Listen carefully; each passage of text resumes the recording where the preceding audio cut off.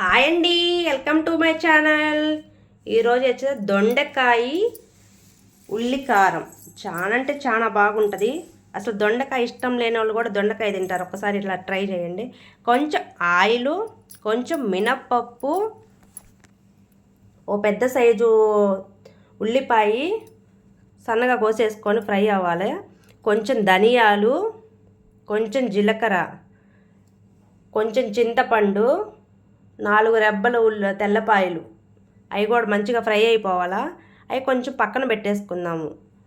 అవి కొంచెం చల్లారాలి. ఆ లోపల దొండకాయలు క్లీన్ చేసేసుకొని 4 వైపులు కోసేసుకోవాలి, మన గుత్తొంకాయ కోసేసుకున్నట్లు.